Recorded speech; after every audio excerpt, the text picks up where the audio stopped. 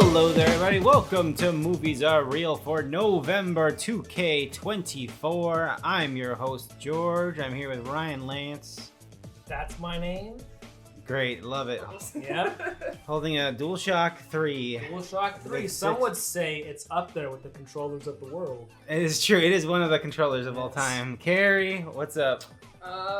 I don't know any of the different controllers. Well, this is one with the slightest triggers, where if you're trying It's to... very weird, if yeah. you're trying to shoot a gun, it's like you're just slipping right off the hand. It's very interesting. Yes, very, it's a choice. It's very interesting. But this is not our podcast where we break down controllers. No. We talk about movies on this podcast, something much more nerdier. Hello there, everyone. It's November. I can't believe the year is almost over. I cannot believe that we're recording this like 2 days away from Thanksgiving. That's insane to me. Wicked is already here. Crazy. Sweep the nation. When is it? Is it? It's usually December when we get like these are the movies that are probably going to be on the Oscar shortlist. For your consideration, sort of deal. It feels like that's when those go to like limited releases in like New York and California, and it's like, oh, I've never heard of that, but apparently it's the best movie ever made. I don't know. Yeah. I'm excited to see what the heck the lineup is eventually next year. Will it be Conclave? Probably. Oh, interesting. We'll get to that later. Ralph Fiennes. I like last podcast where I was trying to guess what was Ralph Fiennes' name, and I forgot what was the names I went through. Well, I say Ralph. You said Anthony Hopkins. I did say Anthony Hopkins. Because he was one of the popes in the two popes. He was one of the popes in the two popes. Jude Law was the young sexy and then the youth pope. Yes, that's it. So many iconic popes. All of them great. We all love them, folks. November starts with Your Monster, starring Melissa Barrera of Scream fame, or I guess Abigail fame. A movie that I continue to remember came out this year with Dan Stevens, one of the many Dan Stevens motion pictures of the year. So true. This is a romantic comedy horror guy sort of dealie. Carrie, is Carrie the only one who saw this? Mm-hmm. I want to see this real bad. It's very good. I would say it's like a spiritual companion to Lisa Frankenstein. That's the vibe I got very from similar, it. That very is the vibe similar. I got from it. So our main character, the lady from Scream and Abigail, has just been broken up with by her long-term boyfriend because she was sick with a very, very bad illness, and he couldn't take it anymore, so he dumped her.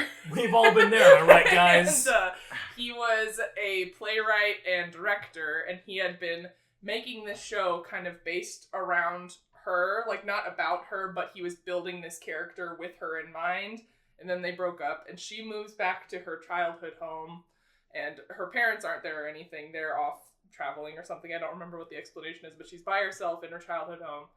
And she comes to find that someone else is living there, but it's the monster who lived under her bed as a child, who is also living still. I missed that part.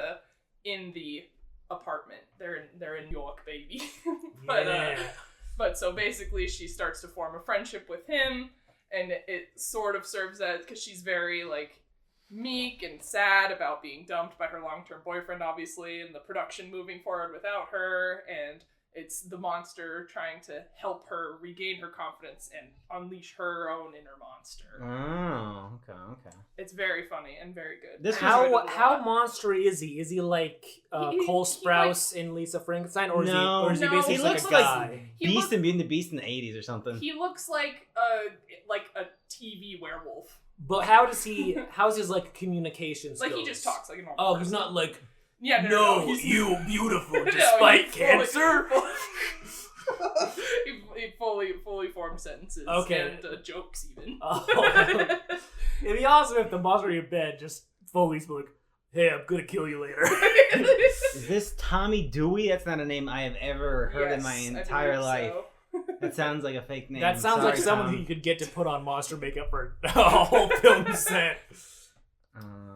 Your Monster. What has Tom Dewey been in before? Tommy Dewey. Oh, apparently he was in Saturday Night. I don't know. 1,000 people are in that movie. That's true.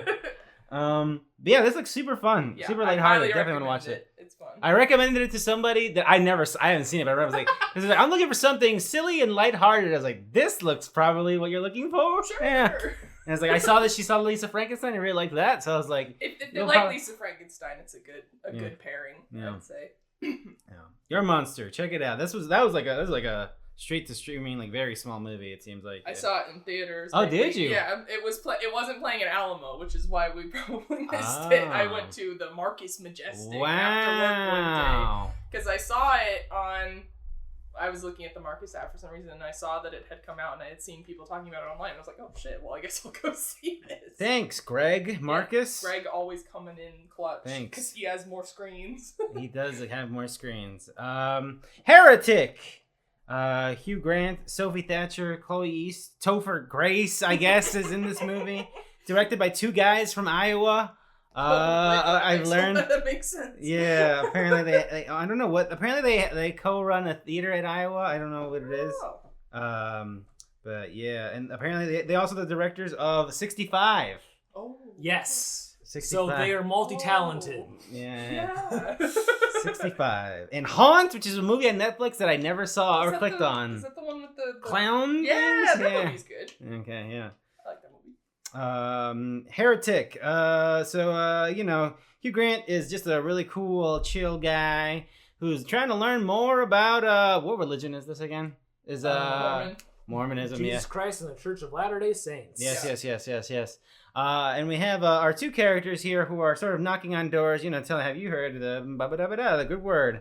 And Hugh Grant put his name down. He's like, I would love to learn more about that. And could you First off, already a red flag. I know, where I was like, can you please come and talk to me more about this? I was like, okay. All right, we'll send some very young, impressionable women just your way. We're really excited about that. Turns out they have fallen for his fun little theology trap. My little Saw theology Reddit trap. This is a fun movie. This is a very fun movie. Hugh Grant is having a lot of fucking fun. Not since Paddington 2, maybe, has he had this much fun. Yeah. Absolutely. Ryan, what'd you think of Heretic? I like this a lot. I think you kind of expect something more like sinister underneath, but for the most part, it's mostly just, this very charismatic person just trying to pick you apart. And to the point where, like, he's so charismatic where, like, you just kind of, like lean into, like, what he says. Like, yeah, he's making some points, but then, you have these other characters like, no, you're being just kind of like an asshole. And I think you're insane.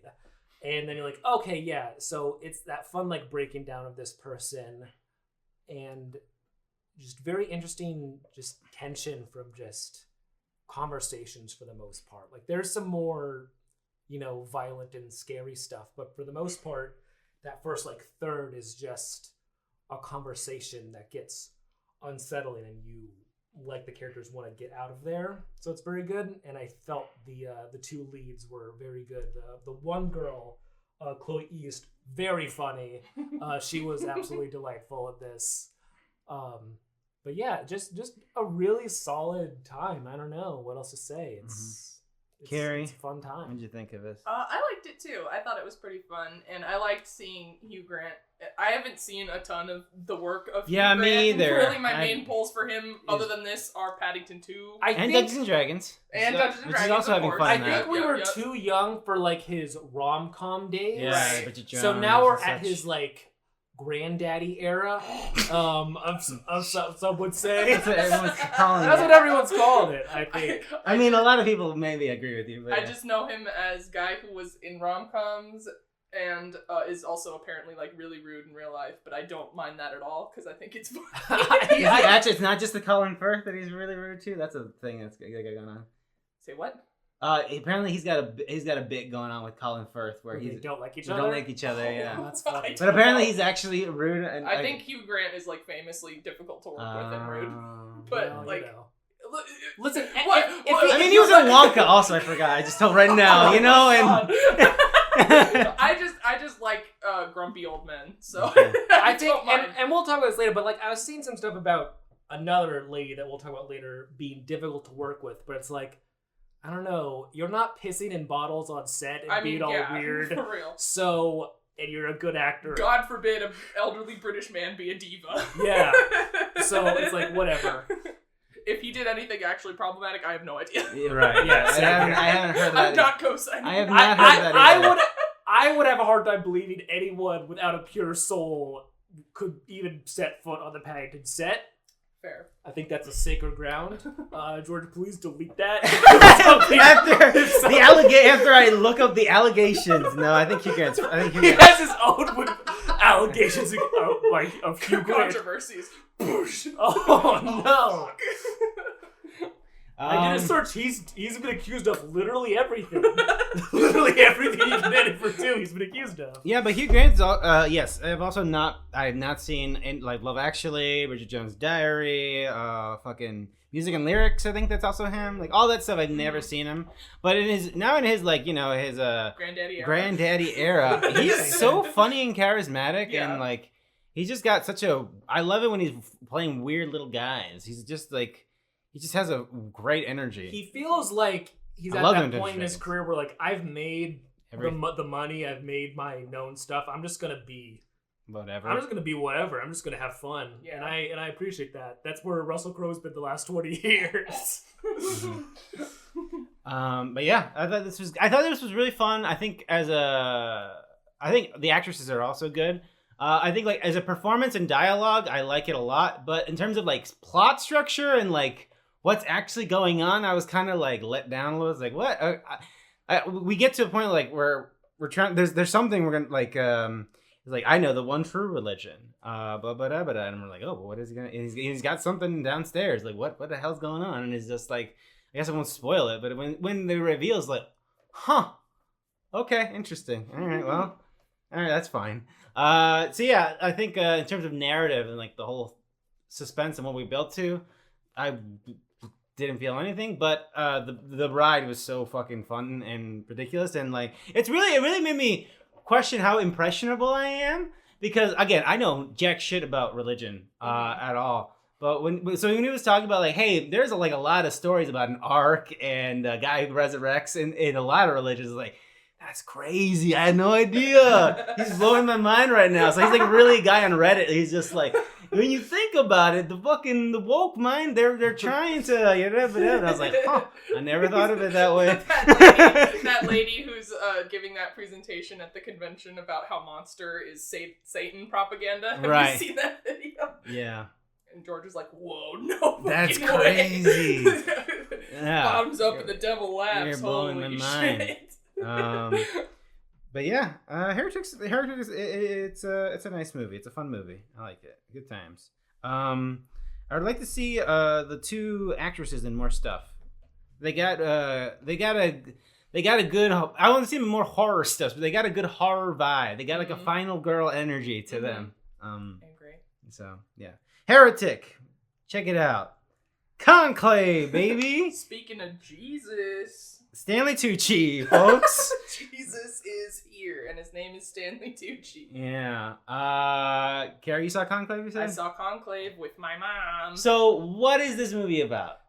So the Pope dies unexpectedly, so we have to have an emergency new Pope election. Is this based on a real thing, or is it all... Okay. It's based on a book. Okay. I don't think... Yeah, no. I went to Catholic school, but I... know very little about the history Bryan, of popes. You don't know the popes? I know that they're in charge of a religion that's questionable.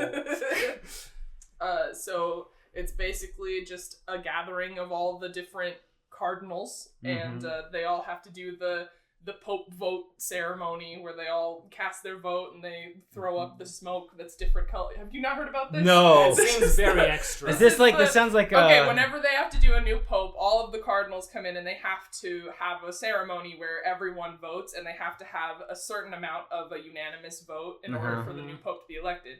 And it's this whole thing. The entire town is watching, and after each round of voting, it can take several days or it can take not a lot of days, but if they don't reach a decision, they send up, I think it's just white smoke out of this certain chimney so that everyone who's watching knows, okay, we don't have a Pope yet.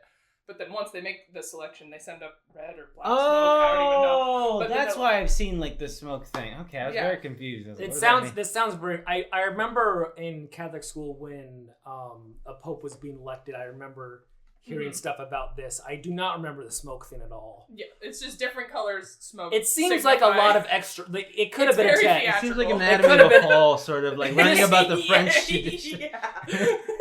We like to do things a little differently here. Yeah. We like to have a little fun. Yeah. But so it's all of the cardinals gathering, and Rafe. I will never say this man's name correctly. Ralph Fiennes. Ralph Fiennes is kind of like the bookkeeper. That's kind of his role. He's also a cardinal, but he has like a more managerial role, and he's like organizing everything, and he was really close with the Pope. But there's all these different camps of people. Like there's this one Pope who's much more old ways, traditional. We gotta cut back. How could you be more old ways traditional than the Catholic Church? We gotta go back to we gotta fight the woke mafia. There's the anti-woke Pope. And then there's the woke Pope. That's Stanley Tucci. And they're like, we gotta get the woke Pope elected. And then if this was called woke Pope, I would have been so much more invested in seeing it. So it's just basically the interminglings and the dramas between the different we got the two popes, the young pope, and now the woke pope. Yeah. But, so then it's, basically, his character's name is Lawrence, I think. Let me look it up so I don't have to keep butchering this poor man's actual government name. But, he's basically going around, getting a feel for what the different, Lawrence, yes, his last name is Lawrence, what the different people are trying to vote for, what everyone wants, and then we watch the voting ceremony, and then the results are read, and then it's just basically the drama and plot that happens between each voting session. And it's good.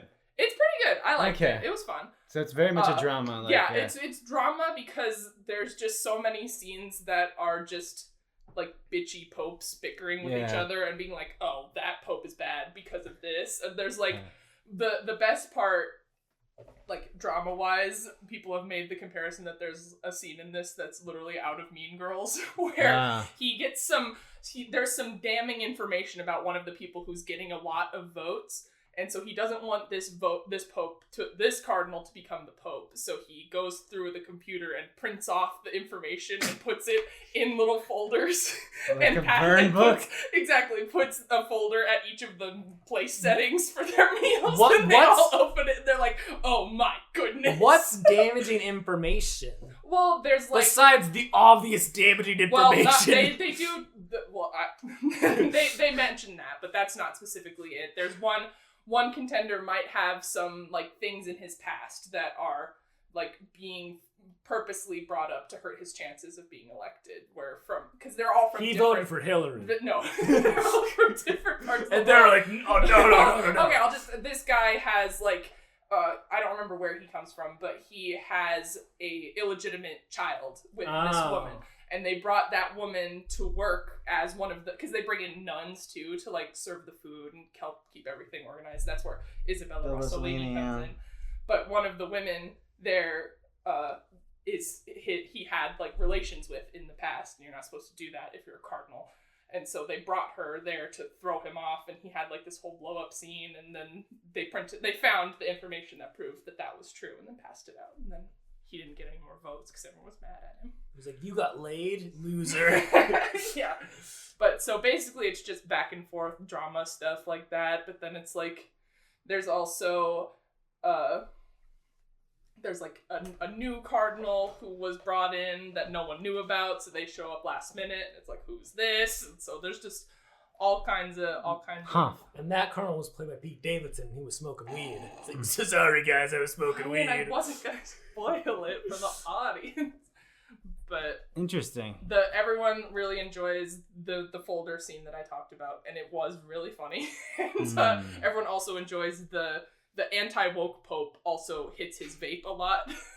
That's pretty good. When does this take place in like modern day? Modern day, yeah. I think What so. the heck? It looks They're like still at Popes. I don't tell Popes you. are still around. I They're know, just- but like the trailers look like it's Yeah. 1824. Yeah, I know. This is the Pope there's thing. There's some really funny shots of the popes just like hanging around waiting for the next vote or the next meal or whatever. And there's one where the pope's like checking his phone or the car. I keep calling them all popes. They're all popes. He's checking his phone. So I didn't love it. It got a little snoozy for me. It ran a little long, and there were some parts where I was just like, I do not care about the Pope. But if you're in it for like hard-hitting dramatic performances and like a procedural dramatic kind of thing, I think you'd probably enjoy it. I like how, Carrie, how you made a point, because I also wanted to mention Isabella Rossellini in this movie, and I enjoyed it. Like, George, you're excited about this. Isabella Rossellini's in this movie. That's pretty good. I saw Death Becomes Her recently. She's really yeah. What was I gonna say? But yeah, on paper, this movie sounds like when I have a hard time selling people on Succession. Where it's like, well, it's a bunch of white people in suits bickering and arguing. Sure. And it's really compelling. That's kind of what it is, yeah. Yeah. They're not all white though, so No. but they are all cardinals in the Catholic Church. the So they're director- complicit in something. Oh no. Oh, All Quiet on the Western Front remake. Ooh. Director. Yeah. Mr. Berger. Yeah, exactly. Edward Berger. Sounded like I sounded like Fred Berger. I sounded like Steve Martin, Pink Panther. That's a bit. He doesn't. The Berger. Yeah, that's a bit. That's a home run over here, George. I know exactly what you're talking about. That's a hot bit for you. What a movie. Yeah, it's certainly a movie. I don't know why that was in my head. Rumours. Rumours. This is a very a movie I saw a trailer for, and it never came out. I thought this is one of those things where we get trailers at Alamo, and then we're like, "Oh, that looks cool. Surely they'll play that here." No. Nope. No. So this am I the only one who saw Rumours? I did not see Rumors. Okay. I did not. Mm-hmm. So this is a movie starring Cate Blanchett as the Prime Minister of Germany in 1970 something. But this is a not a I was gonna say a conclave. I don't know. Conclave. A gathering of a bunch of leaders from the world, sort of like the UN, but not the UN, where they gather together to discuss important topics, important conversations, discourse. And so they have this gathering in Germany, and they're all gathering together. It's like someone from Canada, from Japan, from the United States, from London, from Germany, obviously. What was the other one? There was one that they just added. What was it? I can't remember what it was. But anyways, they're all gathered here. They're here to discuss the thing. Something happened, and we gotta respond to it. And so we are gathered here to figure out a response to it. We never find out what the thing they have to respond to. This sounds like we need a meeting to discuss this meeting. 100%. But it's all so yeah. Like the whole I assume the whole bit is like I assume that it's like some sort of very thinly veiled political satire and be like, these fuckers are just sitting around writing a goddamn document, a statement, and they think like, I did it. I made the world a difference because I wrote this paragraph about how we all got to come together and you live within the context of everything that has come before you or whatever the hell. So yeah, and weird stuff happens as in like everyone leaves so they're at this place and like they have like people who are like serving them food and like taking care of them, and they're at like this pagoda sort of dealy where they're like, all right, we're gonna start writing. And I'm like, hey, everybody left. Everyone's gone. There's no one else here. I was like, what do you mean there's no one else here? I was like, no, they all left us. There's no cars. There's no nothing. I was like, well, that's weird. And then they started walking around and it's like, hey, I think the people who were dead, like they were like at some gravesite. They found it's one of those cases. It's like there are a bunch of native dead bodies that we did not know were here. We're here. We found them. Turns out they maybe killed a bunch of people and they, hit it. Oh, that sucks, huh? Well, we gotta take a photo and put a statement like, man, that was really fucked up that we did that back in the day. Sorry. Anyways, like they're like all the bodies are not there anymore. That's weird. I'm like, huh. And so it's about these useless bureaucrats sort of trying to survive the night. There's a big brain at one point. They find a big brain, and we don't really know anything about the big brain. It's just there. I missed something. Yeah. It is like The Dead Don't Die adjacent without Adam Driver, though, having a weird accent and talking funny. But it is that kind of humor. Yes. You've both sold and not sold Carrie completely. I'm listening. Oh. It is very much that. It does have Cate Blanchett. Though. It does doing a great German accent. Great German accent in this movie. Love that for her. Again, it's just like I was like, this movie makes zero money. I mean, again, you gotta do your Borderlands to be able to do this shit, I guess. I don't fucking know. Which is what I was thinking for most of the movies. Like, you were in Borderlands. All right, you're also in this, so hey. So yeah, this is if very dry, very slow comedy speaks to you, like super dry, and you just like quirkiness. Again, like if you're familiar with The Dead Don't Die, which hey, not a lot of people. Chances are you're not. But they did make a movie where a couple went to go watch The Dead Don't Die. It's on Mubi. I bought that on DVD today. Oh. Mubi release. Yeah, it's very dry. I wound up feeling kind of like, it's one of the movies like, all right, that happened. All right, cool. I had no feeling at the end of it. I was like, all right, I got nothing. Lit.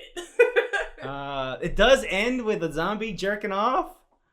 That's a spoiler, I guess, but wow. You gotta know how you get to that point. But yeah, that's Rumours. Well, that sounds very funny. Did that do anything for you, Ryan?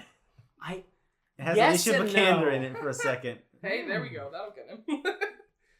Are her arms in it though? Whoa. Not really, no. Damn. She's really excited about the brain and the brain that's hanging out there. I would also be interested in the brain, but you know. Yeah. How are we not always talking about the brain? Brain's not on screen. We should all be asking, where's the brain? Honora! The new motion picture from Sean Baker. And real quick, folks, I got breaking news for you. This Sean Baker guy, he's really fucking good. I don't know if anybody's talking about this. It's crazy. Anyways, he's got a new movie out. It's called Honora. It's starring that one girl from Once Upon a Time in Hollywood who gets set on fire. Turns out, she's incredible. Breaking news. Really crazy. Yes, Honora's Neon's big release. Winner of the Palme d'Or at the Cannes. Mikey Madsen plays a sex worker in New York City, the Big Apple. You mess with one of us, you mess with all of us, so and so. Brother. She has a wildly thick Brooklyn accent. She has a Russian client that comes into the strip club. And turns out he's super rich. He's the son of a Russian oligarch. And maybe they get married and stuff happens. I like this movie a lot. I don't know. I haven't been able to stop thinking about this movie, but I walked out of it still being like, that's a 4-star. Even though it's a 4-star movie, I love like a 5 out of 5. And it might be because me and Ryan saw it on 35mm and Sean Baker shoots on film. And this movie starts with like the most like 70s, 80s, like sleazy, like New York fucking intro with the strip club with the neon lights and the grime is on the screen. It all looked very, and very the good music with all that builds, and then you get Honora. It looks like the fucking copyright should be at the bottom, like they do for that. Yeah. It's everything that I love about old movies, old 70s, 80s movies, but it's a new one of those. And it was it's great. I don't know. I like it a lot. Ryan, you don't feel as high on it. It's a movie I respect a lot, but not one I feel like I would go back to. I think I just am not a big fan of the uncut gems genre. Anxiety incarnate movies. Well, yeah, I think, and like that's not the whole movie, you know. I think it's like a significant part of the movie that feels like it's fucking 3 hours. And the movie's like in 2 parts, and that is a very significant part. But it's not about it just feels like a lot's happening, but not a lot's happening. And like, I respect that. And I think it does that very well. And it feels very stressful and like frustrating. and funny in a lot of ways, but it's not something that I would want to like return to. And that's something for me, you know, it's hard for me to be like, yeah, but it is still a very good movie. It's a very good performance. I still though have a weird feeling that even though this movie is marketed as it feels Mikey like a past Madison life is Honora and she's just everywhere. It feels like when the season comes around, you will see that name nowhere for some reason. I don't know why, but I just feel it in my bones. I get it, yeah. I feel like she will either sweep or she will not be present at all for some reason. And I don't even know what the other it's too early to say. I have no clue. I would, like, right now, I feel like my top, at least female performance of the year is Debbie Moore in, you know, The Substance. Yeah, I'm too cynical to believe that. I just don't believe that. What was I going to say? Debbie Moore's going on Hot One. Oh, yeah. Oh. Again, this is the people complain about the Wicked marketing campaign being long. They are juicing the Substance marketing campaign as long as possible. They should, yes. They should. But it's like, wow, y'all that are. Blu-ray doesn't count until January. I know. That's bullshit. Yeah, I've been waiting very long for that. That's true. Carrie, what'd you think of Honora? I liked it a lot. I didn't expect how funny it was gonna be. It's very funny. Like, I don't know. I should have expected it because all of his movies have been fairly funny. Yes. My favorite from him is still The Florida Project. Yeah, oh man, that movie again, folks. That movie, it's pretty fucking good. It's pretty good. This is still the only Sean Baker movie I've seen, and I need to fix that. I know. I feel like I should probably start with Florida Project, but what other Florida Project? Tangerine. I haven't seen Tangerine, but I've heard it's good. Red Rock. Tangerine's good. It's just like. The gimmick, it's not even a gimmick, but it's shot on an iPhone. So it doesn't look as gorgeous as his other fucking movie. Sure. Yeah. Well, specifically the Florida Project just looks like... Florida Project's incredible. Unbelievable. Looks unbelievable. Red Rocket's also pretty good. It's great. It just makes you feel bad. Like, it's his scummiest movie, but it's also But it's good because it's smart, because the movie's not like, hey, this guy, he sucks, doesn't he? I need to rewatch that movie. It's great. It's really funny. But yeah, anyway, sorry. But yeah, no, you're fine. All of my favorite stuff was when the three like goons show up. Oh yeah, I love that. Incredible. Oh, yeah. I did not even know that was. This was a goon movie. Yeah, yeah, exactly. And it's like a traipsing all over town with three goons movie, and I'm like, nah, this rocks. Yeah, I really enjoyed it. I liked how funny it was, but I also liked how I don't know how to put it, but it just feels kind of sincere in a way that I it's very much a Sean Baker movie. Yeah, having seen more of his incredible. movies, like yes, it is 100% a movie by him, where like they all kind of end on a like bittersweet sort of like tone to it, or a interesting. Yeah good stuff. Yeah, I don't know, I think I like this movie a lot aesthetically in terms of production and visual. Again, like I am so heartbroken I'm never gonna watch this movie in 35mm because it just looks so good. It's just the warmth, I love it so much. Yeah, but I think like kind of like Ryan said, like what there's a movie that not a lot happens. I mean, it's a lot that happens within the time frame. It's hard to believe that it's only been like a week and a half. Yeah. But there's a long process where nothing is happening. So right, because they're looking for him and it's just like, he's not here. I don't know. You're going to go look over there. Not this strip club. Is he at this strip club? Let's fight for 20 minutes. Yeah. Motherfucker. You motherfucker. Yeah, it's very good. But yeah, I do really enjoy... Again, Neon's has been killing it with the marketing campaigns for their movies this year, but I really enjoyed the gumption and the like... No, we know what we have. Like, yes, we are going to put her fucking name on it, is Honora. We're going to tout it out because we feel that confident about it. And if Mikey Madsen never did anything else, I would be like, well, that's the one movie I would... Right. That's the movie that I make that has my name on it and it's whatever. But yes, I very much, please hire that lady and more stuff. I downloaded a goddamn, legally legally, a Max original, the one to watch for HBO. Oh. Where they made a movie, she made a movie with G-Eazy, where she is a single mom who gets swept up into a life of crime. Interesting. Things really changed after that marriage to... and it's like one of the few things she's ever done. And then there's like a fucking best of the worst-esque movie about some guy who is like a cool guy with a motorcycle, and she like falls in love with him, and it's That like sounds a like the James movie situation. But again, a best of the worst like acting performance from the lead actor. This is a James B plot. Yeah. With the whole like, oh, he's so cool. That's awesome. And he's like, I like how he's 17, but he looks and acts like he's 34. yeah, kind of that deal, yes. Anyways, yeah, no, I loved it. I really wanted to watch it again, but it's kind of already getting pulled from theaters.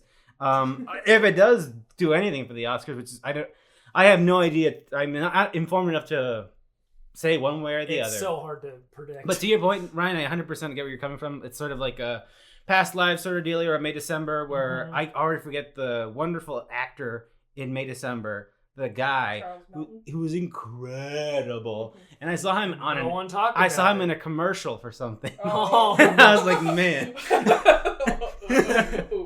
Well, you know, you gotta work. He's just doing an ad read You for gotta Astrobot. work. I love Astrobot. Please see my should have hired him for hot dogs. Made it. You ever think about how there's this period of like 3 months where the movies that we think are going to be the forerunners for the Oscars are like the most canonical movies of all time, but then a year passes and you don't think about the movies that Dude. Specifically, Coda won, but Coda is one of those movies that like that is a movie that won Best Picture, bro. But it's the winner of Best Picture is either like, oh my god, that's amazing, or like, oh, okay. That makes sense. No Badland. Like, I saw it, and it makes sense why it won. But somebody's like, oh my god, Shape of Water won. That's amazing. Oh my god, Everything Everywhere won. That's amazing. Green Book. Green Book. What else was up the year of Green Book? Every other movie was better, I'm pretty sure, than Green Book. I don't even remember. I think that was the favorite. Oh, yikes. That sucks. That's a rough one. The Black Klansman, and I don't remember any of the other ones. Forget Black Klansman is a thing that I could watch. Great movie. Yeah, It's a very good movie. But yeah, but that's my point being, like, there are like really great movies that like they don't like surpass the canon of the year that they were meaningful. And Anora, I think, does have the danger of falling into that, but I also think Sean Baker is such a prolific and significant director that I think it's going to, yeah. Man, that guy cooks a mean movie, I tell you what. Holy shit. Good stuff. I'm trying to think of more. The one that I keep thinking of is fucking Nightmare Alley. Yes, Nightmare Alley. Nightmare Alley. It's a movie that existed. I love that movie, and now I've never thought about it again. Never thought of it ever again. Coda, folks. That's a movie, you know. Wicked! Speaking of a Wicked, not Wicked, I was going to make a joke about unlimited some movies that, you know. What? Wicked, folks! Wicked Part 1! Woo! It's here, folks.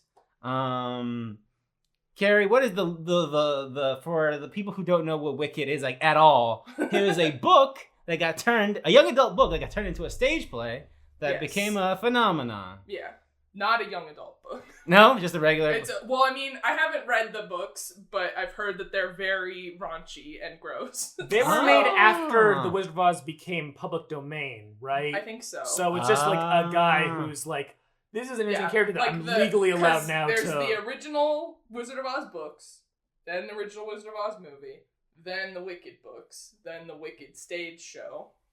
And now the Wicked movie. Yeah. And the stage show is sort as I get the impression that it has sort of surpassed the books. That it's like in terms of cultural relevance. More people have seen the show than have read the books. Yes. Okay. Absolutely. Yeah. And everything touched on when you talk about Wicked, you're talking about the play. You're not the musical. You're not talking about the books usually. Right. I bought the books. I'll read them eventually, but yeah. A movie that I feel like has been in talks about being made forever. Do you know any? Carrie, can you regale us with any of the directors who were once signed on to, or people? I don't even know. I don't. It's like a sort of like a Kira sort of deal, like, oh, fucking this director was gonna make it. I think it's been like that. Yeah. I don't remember which director it was, but there was a guy who was signed on and was gonna make Lady Gaga Elphaba, and that would have been... Depending on the year, I could see it. Sure. Surely Baz Luhrmann was on that docket at one point. Holy shit, that movie would have sucked, but it would have been awesome. Holy hell. You something that's based on something else. I'd be like, no, we're not doing that. But yeah, it finally came out. Carrie, what are your thoughts on Wicked? Oh, it's magical. It's wonderful. It's perfect. It's beautiful. I really, really enjoyed it. And I was talking to Ryan when we were walking into the theater. He asked me where it ranks in like my musical ranking. It's altogether not one of my like favorite shows, but some of the specific songs are ones that I've listened to thousands of times. And so like seeing all of that come together on the big screen, and I've never seen the show live, so this felt like my first time actually watching it proper. I was like, oh fuck, this rocks. Sort of like what was it, like a number one Possession fan excited to finally see Possession, or sort of. Real quick, I just want to talk about this article. So at first, Chesowitz and Mendez were going to be leads in the film version. Then they're thinking about Leah Michelle and Amy Adams. Oh, that would I have been do. bold. I do remember actually when it was first announced, and people were like, Idina Menzel and Kristen Chenoweth are definitely going to be in it. And some directors, J.J. Abrams. What the fuck? I mean, Rob Marshall. I don't know who that is. No off the top of my idea. head. Rob Marshall. Like James Mangold. And this is the most cursed one, Carrie. You're not ready for this. Oh no. You're ready for this. Ryan Murphy. Oh, gross. Well, I mean that makes sense, but also I It don't makes like sense, him. probably given the time. Ryan Marshall That would've did been horrible. Chicago and Oh, okay. Into yes. the Woods. That's what I was thinking Yeah. of. But Okay, yeah, that's makes a sense. that's a That safe would've been choice. that would have been 9. Also, yeah, that would have been like the I safest. think choice, what's this director? John Cho. I think that's a more inspired Chew. He did Crazy Rich Asians. That's a much more inspired and musical Usnavi, choice. you know. And Usnavi. Usnavi, yeah. Usnavi. God, It's that U.S. Navy. Usnavi. Oh, Yeah. okay. I was like, what the hell are we doing? Because like the whole thing, I was like Usnavi. Do I not know anything about Mexican names or something? But then it was like, no, your dad named you the first thing he saw in America, which was a ship that said U.S. Navy. He was like, oh, so your name's Usnavi. I was like, oh. Anyways, Carrie, you were getting how much you like this movie. And seeing it come together on Yeah, big screen. it felt like the first time I'm actually really getting to see. Because I'm sure if I saw the live production, I would have had the emotional reaction. Did it ever come to like our area? I'm sure it has. I'm sure there've been like, because there's always traveling Yeah. productions that play at the Orpheum. Like I Yeah. saw Lion King here and I saw Hairspray here. So I've never been to like a proper Broadway show, actually. Me neither. No. I know, right? We should get on that. What do you want to see? I would I'm not a musical person, but I would see anything on Broadway because that's where the best things are, where the best production, the Cats? best. Sure, fucking why not? So that's where they have actual fucking Andrew Garfield doing Death of the Salesman, you know? Because that's just cool to see. Yeah. But here it's I don't know who you are, and I don't really want to see Miss Saigon, so I'm not going to do it. Yeah. But yeah. I said last podcast I was being a very frumpy pants about the marketing for the movie, just spoiling the whole movie, and it does spoil the whole movie. But I was also I did not know it was a part 1 until the podcast. So now, and once I saw it, I was like, oh, okay, I'm thrilled to know where this goes, and I don't want to see any trailers for it, and I'm glad it's just like a year. It is officially next year, unless they're like, let's just delay it because we're putting out Fast 11, and that's going to be enough for the box office numbers because this is a Universal movie. It will not be. But yeah, I really like I think it's crazy that everyone was so down on Ariana Grande, and for me, I was just like, I guess I didn't watch Sam and Cat. I listened to a little bit of her music, but I'm not super. So in the context of a full motion picture, I was like, I guess that's kind of weird, but she does sing. And she seemed perfect for this role. Yeah, she's perfect. She's loved this musical her entire life. She talks about it all the time, how she would do anything to be in this show, and I'm endeared to that kind of thing. So I was supportive of Ariana Grande the whole time, even when she started dating SpongeBob. Right, that was the thing. Yes. But SpongeBob from the musical, not Tom Kenny. Yeah, no, Tom Kenny was That out would have there. been. I remember Tom good. Kenny, I think, saying, I'm still married to my That boy. would have been crazy if she home wrecked Tom Kenny. Whose life won't she ruin? What else? I think all the musical performances were really obviously defying gravity. Just Cynthia Erivo was. I was gonna say, can we just say, Yeah. please, God bless Cynthia Erivo? It's really wild. She Very is good. otherworldly. She's It is. so fucking good. Yeah, Is she a Broadway actor? Okay, that makes sense. She had a big part where she played the main character in The Color Purple. Because she has a broad. You don't always see this in like a Hollywood musical. Someone with like a Broadway voice, and she has that. And Ariana Grande also has that, but like her voice is malleable to like any situation because it's so weird. So it was cool seeing like those kind of powerful someone with the people who can actually sing. People who can like actually sing. It was nice for a change. But fill a room. Yeah, like I can see that you could fill an auditorium. Yes. with just your voice. Yes, I love that. And that's very cool. And also they're both like just very good actors in this. Like obviously Ariana Grande is doing a bit more of a comedic kind of performance, a little more silly Mean Girls like thing, but you know, she worked on Nickelodeon her whole life, so she's developed that skill to be that kind of person. And Cynthia Erivo, even though I haven't seen her in a whole lot of stuff, I think I just saw her in Bad Times at the El Royale, and she was also in a Stephen King HBO show that I don't remember, but I remember her performance being very good. And she's great. I remember also hearing some stuff like people like, oh, Cynthia, she's like a diva on set. And it's like, who gives a shit? She deserves it. She's a really good singer. And again, she's not pissing in bottles and showing up 4 hours late. And also I'm sorry, what is this pissing in bottles thing? The Rock just was like, I'm going to be more committed to not being late. So he started pissing in bottles on set so he wouldn't leave. But also George also, before you rude him, also he's a bad actor in general. Yeah, also he's a diva and doesn't make good things. Yeah. So it's like not worth it. If you're a diva, I was like, well, you made a good.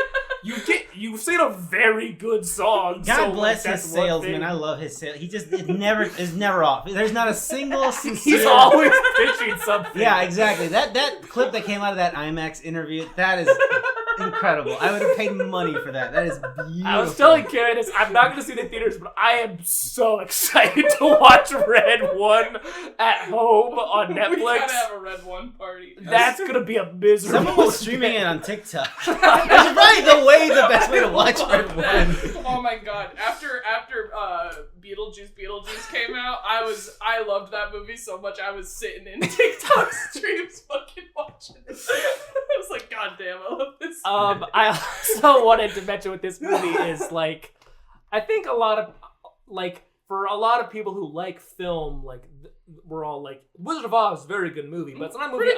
It's not a movie I think about a lot. But it wasn't until like me and Carrie watched that Lynch Oz documentary where it really like started thinking about like what that movie did for like film culture as a whole, and you know, having that reappreciation for it and watching this, like, you know, look at the Oz world, like this is very cool. This is a much better Harry Potter world that it's made, because it's, you know, it's magical, it's weird, but all feels very like physical. Like all the sets feel like there, even though I assume there's, you know, obviously a lot of green screen, but everything feels very practical. They did spend a lot on practicals, as I understand. Yeah. But then they added all this coloring shit. I don't fucking know. We don't even talk about the coloring thing. I think the coloring... It sucks. George's opinion. I think it's fine. It didn't bother me. I don't know. But my eyes don't work, I don't think. But all that Oz stuff was just very cool to see. And I'm interested in seeing where it's going from here. Yeah, very interesting. I have an idea of where it's... like what it's gonna go. I don't want to like... Because just the whole line of dialogue of, you know, the Wizard of Oz being like, the people need an enemy, and it's like, okay, I think I know. I think there's gonna. How do you stretch that for 2 hours? Well, how they stretch this for 3 hours? That's true. I guess I've heard that like it didn't feel that long to me. It didn't. Yeah. I heard that the musical is a lot more of like, and now we gotta go save the professor, and song. But it's like, here's actually a scene where we're saving the professor. It's like, okay, it makes sense if that's how the musical was structured, why this is so long, because you didn't want it to, you know, be like, we have to save the Avengers Tower. It's like, weird, but all right. Yeah, it's very good. Defying Gravity is pretty good. I do. Being completely new to this, I do enjoy Cynthia Erivo's and Ariana Grande's version more than the original. Damn. So. And also, I heard the Defying Gravity song. What's the one like? We're not friends. We're Loathing. Mm-hmm. I'd heard both of those before, but I had no idea they were this movie. So when they started saying, I was like, oh, that song, Loathing. Absolutely. I was kind of that for So Popular Loathing. also. I was like, oh, I'm familiar with Oh, that's Popular. why Ariana Grande released that song. This melody. this. Huh. Anyways. But I'm glad this is doing well. I feel like this is probably going to be like, I feel like every few years there's like the big musical. I don't think Wonka super hit that. I think it was close. Like I'm talking like a Greatest Showman where like people just No. It didn't. I think Wonka got close, but it was very popular. But I feel like this being It was so very popular. Wizard of Oz and also, you know, two very good singers doing this, I feel like this might just be. It'll probably have long legs like all the way through Christmas. So. I think this will be doing very well too. Because right now Gladiator 2 is beating it, which is I'm shocked. What? But That it's is- international. Yeah, I don't know. that's People love insane to Gladiator. me. It's crazy, yeah. So that's the weird thing. We'll see where Wicked lands. Shout out to the Alamo food runners who had to work this past weekend.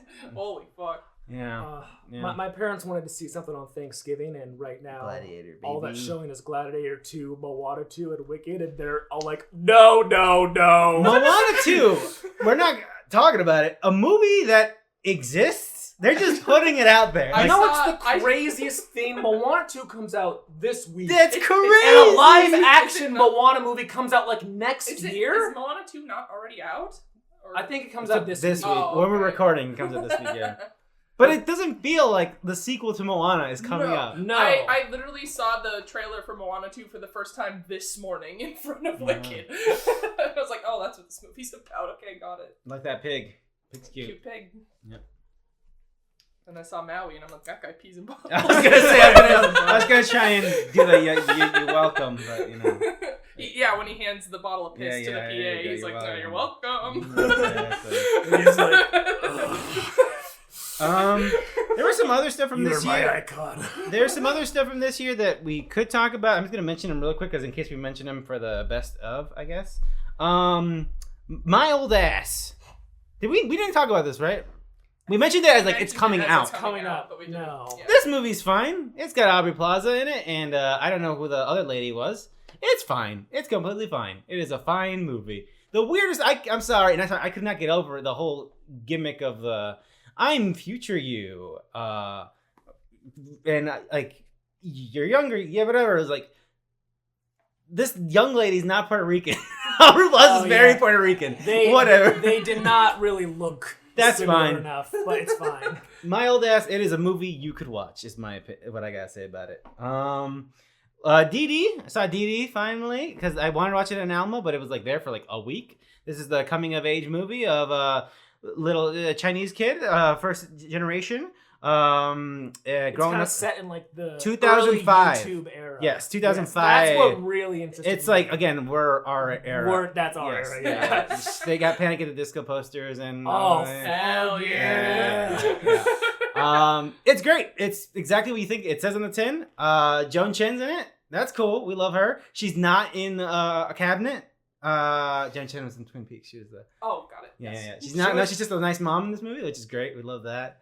Yeah, it's exactly what, so if you want a feel good movie that was like, I remember when I was a kid and I was a piece of shit. I remember Classic. when I could watch full episodes of Naruto on YouTube. Exactly. That was I the remember day. when I was watching illegally recorded Wicked performances Yeah. on YouTube. And Don and Joe, who's our friend and my wife, was like, it's like, little boys are fucking awful. I was like, especially then, dude. Oh man, it was Oh, bad. boy. They were really bad. Really We bad. discovered the internet and we're like, oh, there's no filters here? No. Yeah. Oh, that's crazy. That's awesome. It was really bad. I'll never regret this. And we all did. Yeah, those are my two. I don't know which one. Who wants to talk about A Different Man? I wanted to see this. Me. This isn't on a streamer yet, is it? No, Okay. I Oh, saw yes, it this movie, on, yes. I was scrolling on Amazon and it was on super sale. It was on. It was only $9.99 to rent, and I was like, you know what? And I did it, and it was very good. I liked it a lot, and I'm gonna give it my quick review. Is my distinction for it for this year is it's this year's Synecdoche, New York. Oh, I've heard it's like a male substance.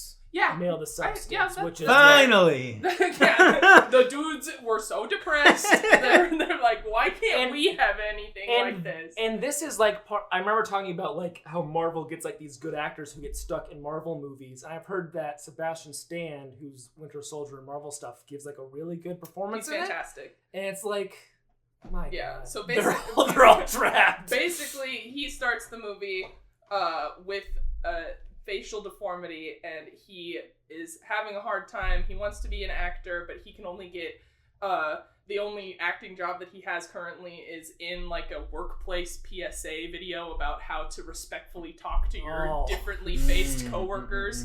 And he gets a new neighbor, and he's just feeling really down on himself, and he gets this drug that may or may not improve his condition, air quotes, and then some body horror happens, and he wakes up and he is Sebastian Stan. And so he lives the rest of his life not as that guy. He's like, oh, I'm that guy's friend, that guy's dead. And then he meets this other character who has a similar facial deformity, but he is everything that Sebastian Stan felt like he couldn't be. Interesting. And so it's him grappling with, oh my God, what did I do wrong in my life before? And also his neighbor is a playwright who was writing a play about living next to him before. So that's where the and now the other guy's probably playing him. Yeah. Yep. This is on my end of the year watch list. It's for sure. really good. I like it. And as a side note, as someone who's watched a lot of those corporate how to deal with your different coworkers, those are insane. Those are absolutely insane. My favorite moment job answering phone calls. There was one thing where a super racist thing was said about a Mexican guy in a wheelchair, and my coworker was telling me about it. I was like, I don't get... He was saying funny jokes to that guy, though, objectively. And I was like, oh my God, it didn't work! I can't believe the training didn't work. My God. Ryan, you saw Look Back. That's the movie I saw wanted to Look watch. Back. Yes, this is on Amazon Prime. This is an anime movie by the guy who made Devilman Crybaby. But then it's far different. It is about a young girl who wants to be a manga writer. She's like in junior high, and she writes manga, short little manga comic strips for her school paper. And suddenly, another girl who like is part of the school, but is like homeschooled. She's like a shut-in. She's also wants to be a manga writer, so she submits her stuff, and she is just a better artist than her, and it makes the girl be like, well, fuck, and she just gets depressed and wants to give up drawing forever, even though it was like her dream, because like this other person's better than me. And it is really good. It is super sad. It's 60 minutes, which is crazy. Wow. It's very short, but it's great animation. As like traditional, but like more stylized anime stuff. But then also when it goes to like more comic strippy stuff, it has a style that represents that stuff differently. And then super heartbreaking, great friend connection type of thing, following your dreams, and then, having, the passion and other people who are good at it, and just getting down on yourself, even though their skills are different than your skills, and you can't just compare. You can't compare creative stuff, the way that you are. It is very good. It's very, very good. Yeah, if you're an artistic person, I would highly recommend it. I don't know why I think this is Amazon picked this up. Maybe that's why, because it just I just flew under the radar, and then people like mentioned like, oh, this is incredible. I knew about it because Hayao Kojima was like, these are my favorite animated movies of the year. I was like, what the hell is this? So I added it to my list, and then it was on Amazon, and then I was like, holy shit. That is heartbreaking in under 60 minutes. That is crazy. But yeah, very good, short, would recommend it, especially if you're a creative type person. Look Back, baby. December! Y2K. Is Y2K actually coming out in December? Yeah, I think so. Very excited for this. This is the most obnoxious movie trailer I have ever seen. I have not seen this trailer. I fucking hate it. I have not seen this. I only know that it's awful. Written and directed by Kyle Mooney, who's great. Oh, he's great. So But yeah, fuck this trailer. I couldn't even finish it. I was like, fuck this shit. I'm going to I'm gonna go watch Conclave, real movie. Anyways, I hope it's better than the trailer. But you see, George, that's how I felt about the trailer for Dix the Musical, and then I watched it, and I was like, this is one of the best movies I've ever seen. Was that this year? No. Okay, I do not remember. Yes. The Strangers this year, though. Brian. The Strangers is this year. Is there another Strangers? No, it got pushed to next year, yeah. Fuck. That's great. It's finished, though. What are they gonna do? How am I gonna wait to find out how the Strangers became the Strangers? I'll never know. Very excited for their... It's really like the Strangers Part 2 and Wicked Part... Stranger Part 1 and Wicked Part 1 the same year. Oh my god. The End. This is Tilda Swinton. Yes, Tilda Swinton, Michael Shannon, End of the World, Salt Mines musical, baby. Yep. I've only seen the posters and the actors. I'm like, yeah, I'll watch it. I don't know what this is. It's what I find interesting about it is that the guy who directed it has only made documentaries before this. So this is his first non-documentary movie. So he's jumping in to the deep end, being like, I'm gonna make a musical with a huge cast, and it's the end of the world. So I'm excited. Yeah, I'm very excited for this. We'll see how... It's a neon release. We'll see how wide it goes. I don't know. Yeah, that's kind of the vibe of a lot of the movies that I put on here. I'm like, who knows if we'll actually get to see these in December. Yeah. I didn't add it to your list, but a movie on that sort of style. I don't even know if it's out like in New York or LA, or if it's just festivals. But The Room Next Door, which is the next movie by Pedro Almodovar. Yes. It is on there. It's on. Great. It's later. We can talk about it now, though, if you want. Great. Yes. I mean, I love this director. Mm-hmm. I love. What's the director? Pedro Almodovar. He directed. Not Y Tu Mamá También. No, that's a different movie. I've not seen Tu Mamá También. I've been meaning to. Oh my god. What the fuck is it called? I have it on here. All About My Mother. Women on the Verge of a Nervous Breakdown. Voltaire. Those sound like incredible titles. And Bad Education. But yeah, I love him. And The Skin I Live In. Mm-hmm. Anyways, yeah. This is another Tilda Swinton joint. With Julianne Moore. Thank you very much. So yeah, we'll see how that goes. This is his first movie all in English. So he's a Spanish director, so we'll see how that goes. Yeah, it looks good. Yeah. Night Bitch. Let's go, baby. This I've heard this movie's been talked about for like 3 years. Because like I remember like the synopsis count and people were like, what? Amy Adams is... How much money does she owe the government? Seems weird. She thinks she's turned into a dog. Is that right? It's basically, I read the book. Okay. Not to brag or anything, but it's been a while. I so can't read. Yeah, I'm literate. Suck on that. But yeah, basically it's just this mom who is feeling really overwhelmed by the tedium and everyday of being a mom, and then she develops this obsession thinking that she's gonna turn into a dog, and then she starts acting like a dog. And the book is very, like, surreal and weird, obviously. And then you watch the trailer, and it looks like a comedy movie trailer, and I'm like, what the So I am just deeply curious. So it's like, are they hiding that? Or I would is love this, that. I would or love are they that. just like, or they're making a comedy? Yeah, I don't know. That's also sort of like it's totally the director, right? Like, how are you interpreting this thing in the book? That, like, the surreal weirdness of it, you can paint it in your head, and it's kind of makes sense. Maybe that's my fault. But when you bring it to, I think, because as a book, that sounds awesome. But like, how do you put that into a movie without it sounding like Rob Schneider's The Animal? Nothing against Miley Cyrus. Obviously, I love her, but hearing a Miley Cyrus song in the trailer for Night Bitch, I did not expect. I have not seen the trailer for Night Bitch. We should watch it. It's a okay, really great. weird trailer. Queer.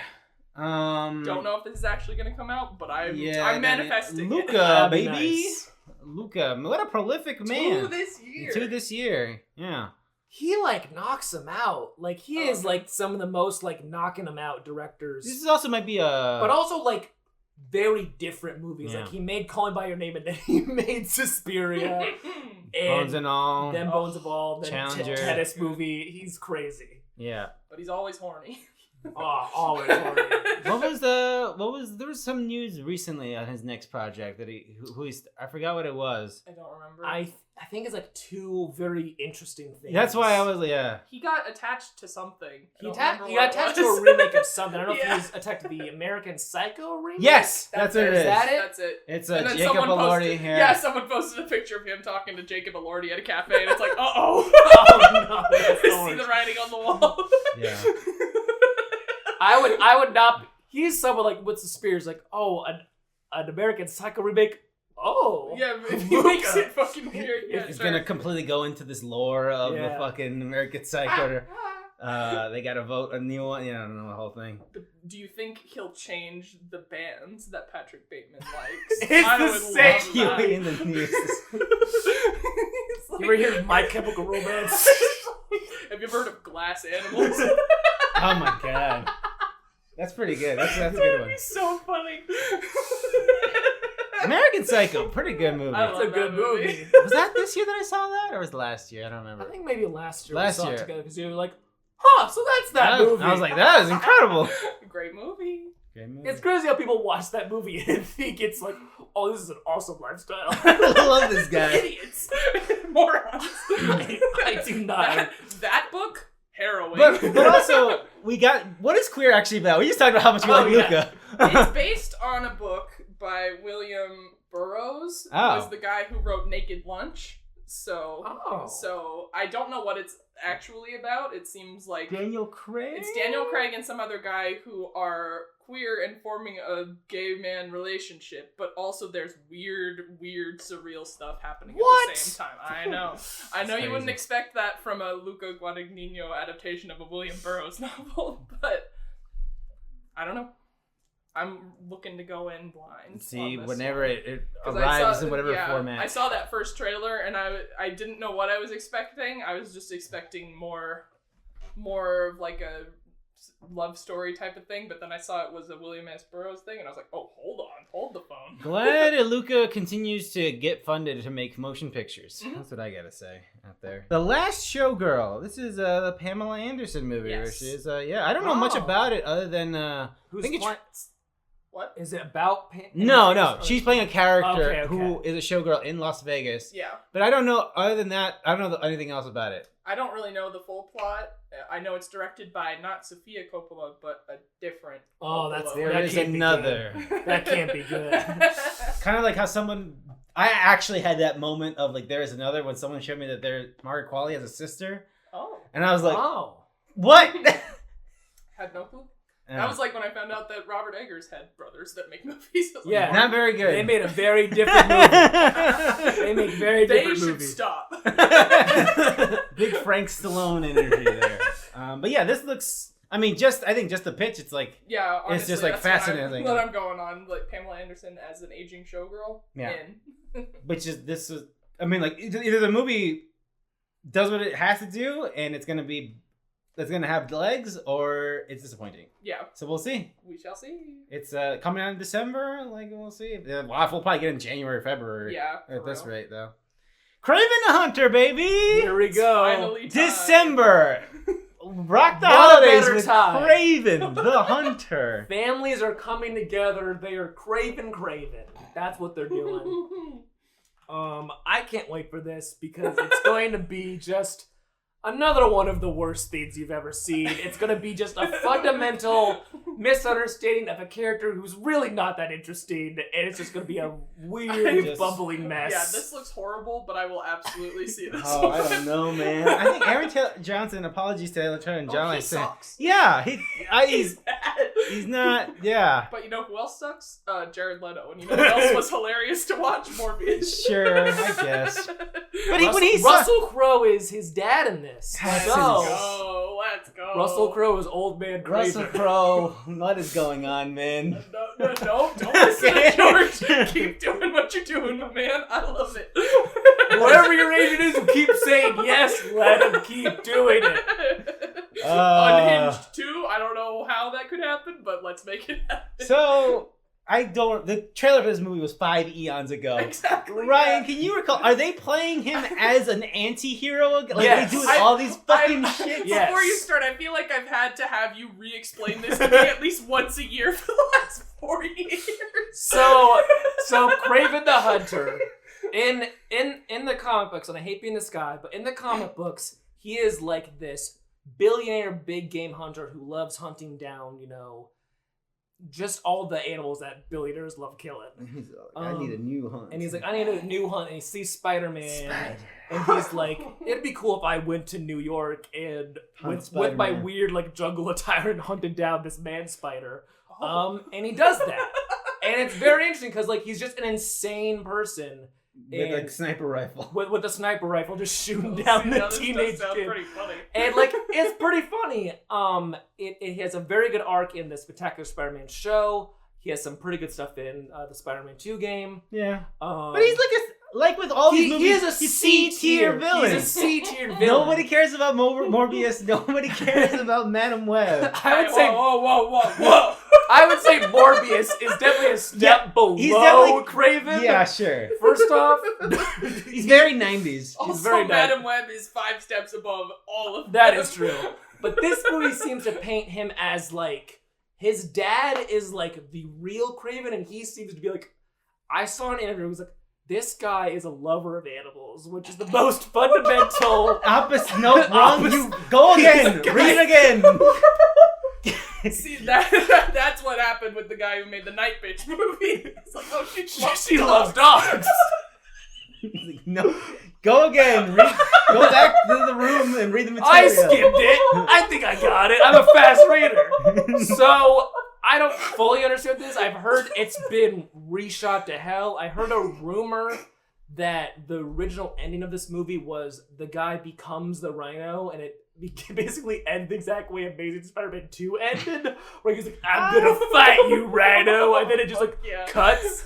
And I heard that they got some feedback and they had to film a whole ending sequence. That's just a rumor I heard on a Marvel subreddit, but it sounds amazing. If this movie ended with Paul Giamatti showing up in the Rhino, I would give it 10 I do not understand why this podcast is so fucking fixated on the fact that Paul Giamatti was supposed to be the Rhino. It was awesome. It was funny.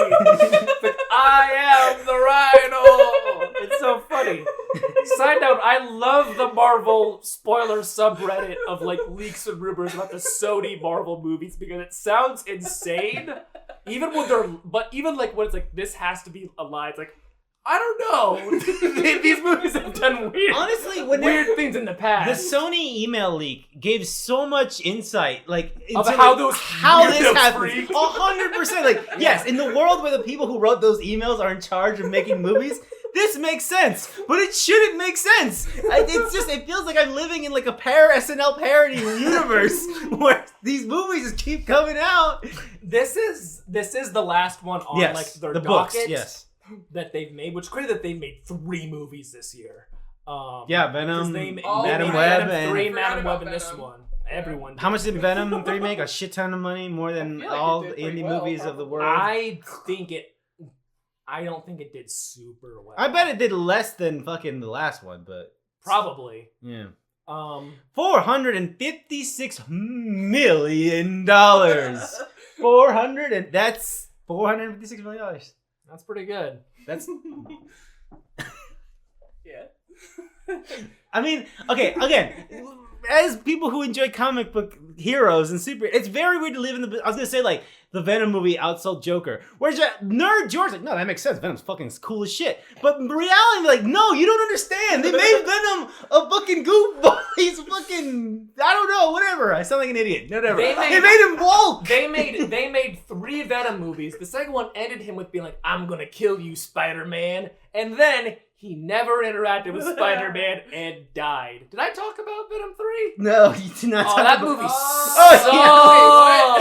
sucks. Brian's not doing his job as a podcast. I'm sorry. Was that this previous month? It was October. That was end of October. It was recorded. October. Yes, we recorded early. So that's why Venom the last. Real quick, Venom 3 sucks ass. Please. My favorite part of Venom 3 is it ends with a montage of all the Venom Eddie moments. Oh yes, I heard about this. Yeah. And it's First off, half of those were just moments in this movie. With that movie, like yeah. a Twilight montage. Yes, Oh, yes, that's 100%. awesome. Oh, that's But awesome. like, it doesn't work because they don't like when you have like a Twilight montage or like a Marvel, just any montage of things. It's like, oh, us together, like all of our. It's Sonic and all of his friends. This is just Eddie and himself, basically. They don't have any friends, so they're just been alone. And also, that just happened. Also, that just happened. So it's very fascinating, and it is a bizarre film, and also not good. But none of them are good, so I don't understand it.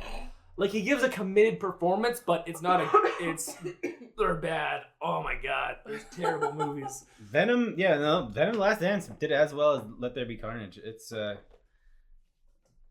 don't get it. My favorite thing is movie YouTuber I like told a story where he talked to his son about this. He's like his son is like 8 or something. He's like, yeah, there's like a third Venom movie, and his son was like, oh, is Spider-Man in it? He's like, no, Spider-Man's not in any of them, and he goes, what? And I think that's very funny. It's very just. It doesn't make sense. It doesn't even make sense to a child. It's very. But the producer's like, of course. It's very strange that there was a Venom that they did a live action Carnage, and I have no context. Like I did not see that shit. But it came out during COVID. Yeah, it did. Andy Serkis directed that film. Yeah. Oh. Was Andy Serkis in Venom 3? He didn't direct it, but he voices Null.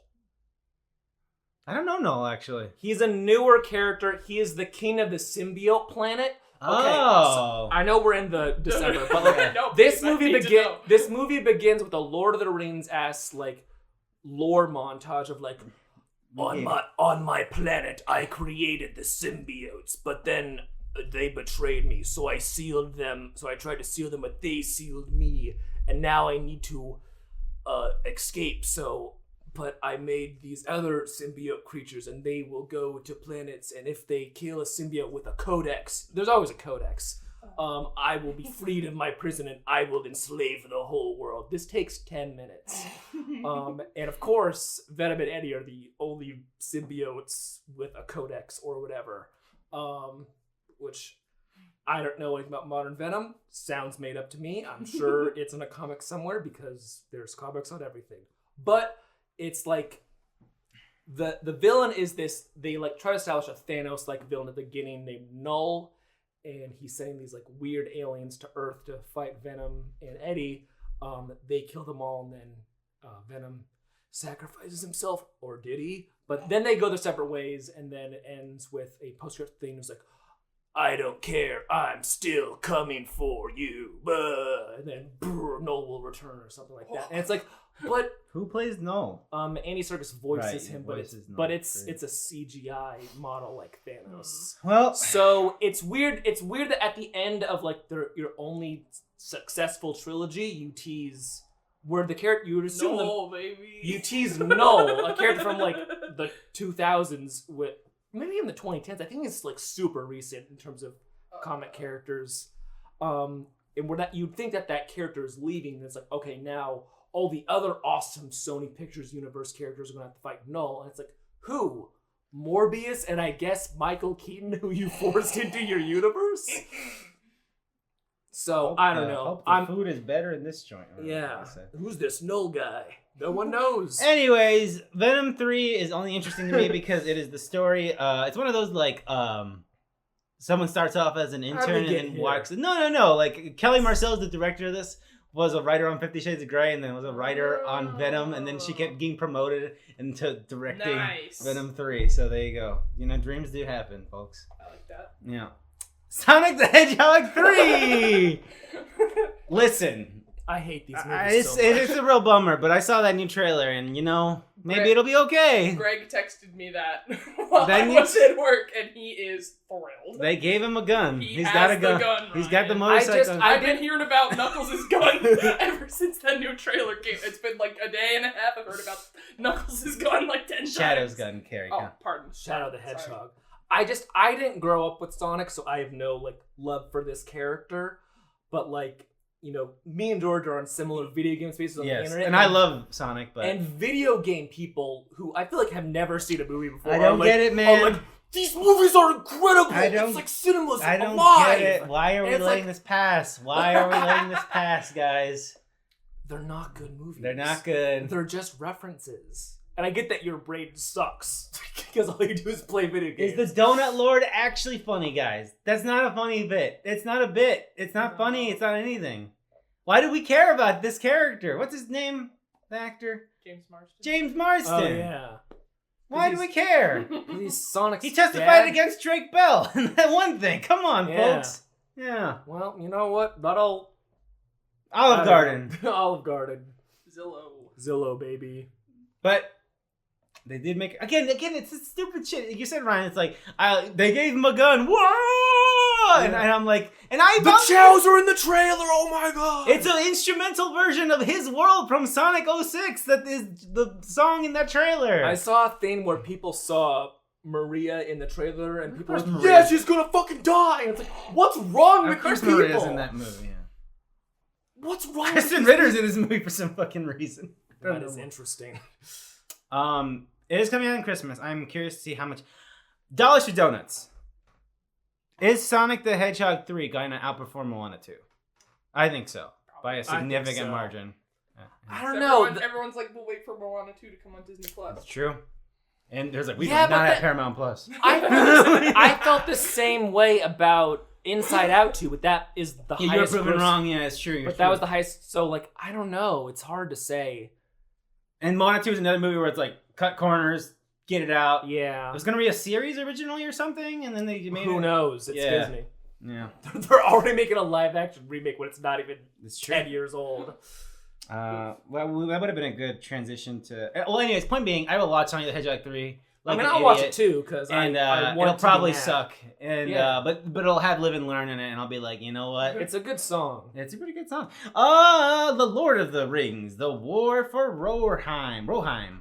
Is this like a prequel about a thing that they talk about in Lord of the Rings? It's about Probably. Warheim is the place in Two Towers, right? Where oh, sorry, Carrie, you didn't know enough. I've seen the movies multiple times, but they don't stick in my brain Okay. at all. I am pretty sure this is about the place where they go in the Two Towers, and the old king's like, and he goes like, yes. Hell yeah, I love that. I'm pretty sure it is like the peak times for that kingdom. Gotcha. I'm pretty sure that's what this is about.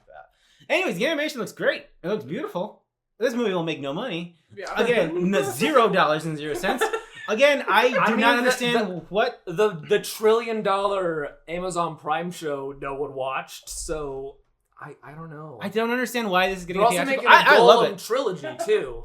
No, they're not. Shut the fuck Yes, up. they are. I saw this. They're like Alien Circus is returning for the Gollum trilogy. You sound like one of those people who's like, did you know they're making Back to the Future Part 4? And it's got fucking goddamn Photoshop Yeah. poster on Facebook. Yes. Yeah. You see Zendaya's gonna play Moana in the remake. Yeah, The exactly. 40-year-old mom in the comments like, saw this original in theaters. I loved it. I can't wait for the Exactly, new one. yes. I've That's read Why that. don't they make movies like this anymore? That's what you sound like. That's I've not real. always loved Golem. Golem? I've never seen Anyways, this I will movie. be one of the 3 people along with Greg to watch this movie because I like Lord of I'd the watch Rings. it, sure. Yeah, Lord of the Rings is great. I forget how much I like it, and then when I watch, I'm like, these are good. That's fucking kind of movies. where I'm at too. Yeah. Like I like them all, and I know the basic. I'm just high fantasy stuff always. Yeah, I'm it's like, hard. kind of like. But it's like, ants. Yeah, they're pretty cool. I like ants. They're all right. Yeah. But I don't think it's not a daily. It's not a thing like I think about. Like I have Yeah. to stop and think about how much I care about Lord of the Rings. Yeah. Anyways, Mufasa. Speaking of live action, man. Sorry for that. No, joke. it is poop from a butt adjacent. Yeah. Yeah. It's Goddamn, Barry Jenkins. I'm so sorry. we cannot. This has to be a Joker situation where the last movie was one of the most profitable, biggest movies of ever, and the second one's just like a. I just don't. But I don't believe in people. I so. just. No.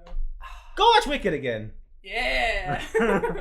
That's what I'll be doing. Go watch Sonic the Hedgehog 3 again. Yeah, that's what I'll be doing. I just want to tell Mads Mikkelsen to stop embarrassing me. Is he- He's the evil lion. Oh, who's of from course. a different lion Whatever. tribe. Is he the dad of Scar? No, I think Mufasa and Scar had the same dad. Oh. Right? Aren't they I don't. That might be a thing. That might be a thing for this Yeah, movie. Uncle Scar. Yeah. Huh, you're right. You're right. Well, I think he's just from a different part of the world. He's Like from the wet. He's from the east side Right. of the desert. Beyond the elephant graveyard. I don't fucking know. He wants to be king, and Mufasa's like, you don't know this yet, but there's a whole song about how I'm the king. Anyways, please don't watch this motion picture, folks. It sucks to look at. Yeah, it's ugly. It's really fucking ugly. They look more. They look more expressive. I'll say that much than the ones in the other ones, which is better. I mean, I don't watch the first live action one. It's not. So they look like good on them for trying to make them look like the live action alliance are expressive, but still, it's like I don't care. Yeah, I don't give a single shit. Like, no one cared about all the other Lion King movies. There's like 1,000 of them. Like, people only care about the first one. I like 2 and 1.5.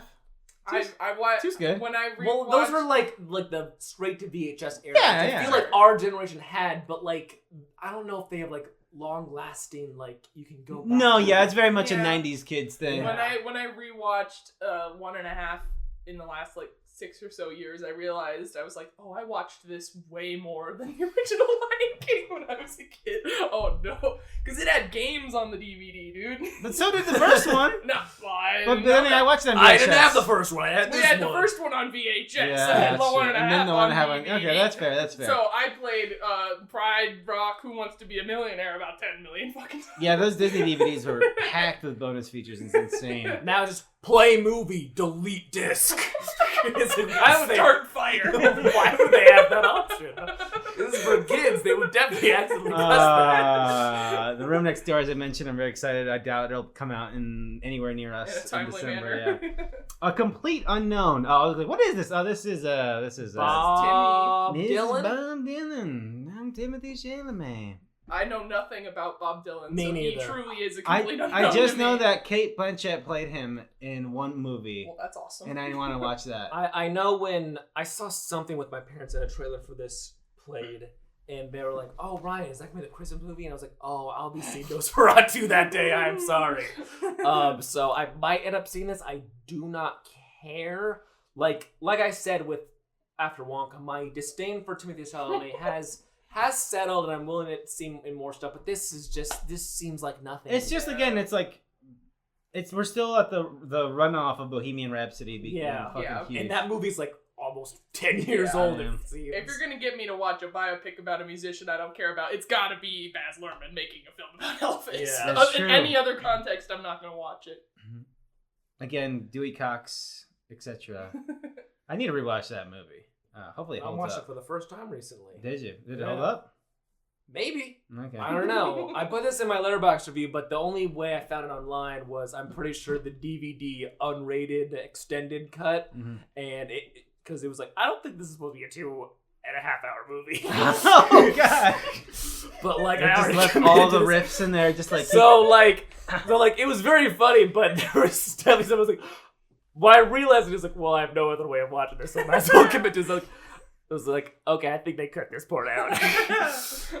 So there were some funny bits in it. I'll say that much about it because I do not know. Because that was the era of like DVDs being like, this is the extended version Yes. because this is a way to sell stuff. So it was like, so the director had no say. We just put in all the deleted just scenes. throw it in there. And like, whatever. It doesn't make sense. It was like that for a Scooby-Doo thing, and there was a deleted scene that did not make sense because they changed things later on. So a scene happened, and it didn't make sense later, and I was like, that's weird, but I get it, but I'm a child, and I shouldn't have to get it like this. It's a good DVD also. Baby Girl. This is Nicole Kidman. Mm-hmm. She's a big CEO lady. And there's this fucking, I was gonna say this little guy, this freaky. Little man. This Little man. freak. He's a little rude, and she's like, I like that. Yeah, we'll see how this goes. I don't know. This seems like a very me movie, but I don't know what it is about it that's not Hitting you? not hitting me. I don't know, but I'll watch You're it. like, this is a trap. I can. Maybe. Like someone trying to bait you. But into the a trap. fact that it is a Christmas movie there's a fun angle. It's like you don't see that kind of movie on Christmas. See? Yeah, But that's now fun. you can. I'm like, And- George, let's go see the Nicole Kidman movie as a Or, family. or we could see the real horny Nicole Kidman Christmas movie, Eyes Wide Shut, which they're playing. That's true. at That is Alamo also again. yes. This is also Nicole Kidman. What a woman! What a woman. To Die For, a movie I saw this year. Whew! Great movie. Joaquin Phoenix is in that movie. It's one of his early movies. If you want to see a Joaquin Phoenix who's maybe underage, well, I think his character is supposed to be underage, and Nicole Kidman, fucking maybe sexually taking advantage of him. Check out To Die You For. know what? It's funny you mentioned that. I have That's one exactly thing to what I wanted to watch. It's on the Criterion Collection. Great movie. Holy shit. Good movie. And Nosferatu. I hope this movie lives up to the hype. Yeah, you know? for real. I'm trying not to go with high expectations. Because it seems very fantasy booked movie where it's like, what if Robert Eggers got to do this and then had the girl from The Idol. I love The Idol. Yeah. So I hope it delivers. Yeah. We I'm shall see. excited for this. Mhm. You know, after he made The Lighthouse and then nothing else, we've all been waiting for his next movie. And this looks right up my alley. Mhm. So I'm excited to try to sneak out of my parents' house Christmas Day or Christmas Eve to see this as soon as possible. Am I crazy or is I forgot his name. Renfield in this movie. Nicholas Hoult. Yeah, Yes. is he in this? Okay. I don't think he's also playing Renfield. But one of the ends, it would be so funny if he was. That would be pretty whatever the Nosferatu equivalent of the Renfield character is. This year. No. No. No, that was last year. Okay. Wow. It is still very close, though.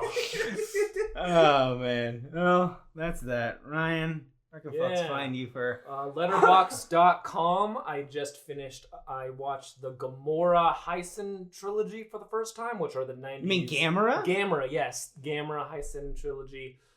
Those are some insane monster movies. Gamera is like a Godzilla knockoff, I think. He's Like, definitely he's a real Nosferatu He's of a real- Godzilla's. Pretty much. Like, Godzilla came out and they're like, oh, monster movie. So they made Gamera, who is this turtle monster who spits fireballs and can put his, like, he puts his arms in his shells and then he spins He's around like like a UFO. Yeah, he's a turtle. Um, guy. And I did not know him a whole lot, but I heard that trilogy is specifically, like, crazy, with the third one being very, like, you know, I think these giant monsters attacking Tokyo is a bad thing. Mhm. And they are insane. They are absolutely incredible, and they look really, really good for, like, the time. Right. And they are insane. This man. That's the man. That's Gamera. He's so silly. I would recommend them. They're on Amazon Prime. They're all, you know, I think like 90 to 100 minutes, but they are very good monster movies. I would recommend. Carrie, folks, where can folks find your opinions on motion pictures? You can find me on Letterboxd just by searching my first name, Carrie, Karrie. What were you gonna say? I was gonna say, how many? Do you have another Wicked rewatch in you? Or... Absolutely. Okay. You gotta see it with your mom. Yeah, my mom wants to see it, and my nieces also want to see it because they love Wizard of Oz because they're being raised correctly. And yeah, I definitely want to watch Wicked again. I'm almost done with my Twilight rewatch for the year. I noticed you're rewatching. Yeah. You said you're rewatching them so you can properly rate them all 5 stars. Yes, exactly. I like that a lot. Because I was looking at my ratings and I'm like, who the fuck does this bitch think she is? Rating one of these movies 1.5 stars. Shut the hell up. You're wrong. That's respectable. So we're rewatching them. Those are definitely, like, even the ones that, like, they are 1.5 stars, they're also still 5-star movies. Exactly. Exactly, Ryan. Exactly. I'm just not brave enough to do it myself. I no coward. longer care. Yeah. I will hemorrhage all of my followers. Go away. You can find me at jcruzalvarez26. Well, I'll be watching some old movies. I'm going to be watching Double Indemnity and Some Like It Hot. Ooh. Old movies. Yeah, old movies. I'm mainly watching them because guess what? Old movies look really good on a fancy TV. Makes sense. Yeah. Oh, I watched an old movie. I know it's in a show, but it's the Martin Scorsese movie After Hours. And You liked it. I That want to was a watch very it. People good love movie, that movie. and that is an Uncut Gems movie. Yes, as I understand, yes. And it is very good. That's But the you first, liked it. That's the first Uncut Gems movie I really The liked. proto Uncut Gems. Yeah, you just got to get Marty at the helm. That's exactly it. 'Cause it's about a guy who's very horny and he tries to get laid, and things go wrong. Yeah, I want to In watch like it. very funny That was ways. one of the ones where I was like thinking just blind buying it from Criterion, like not knowing if I like it, but I think you would like Great it. box art. yeah. Well, that's a pod, folks. Until next time, bye bye.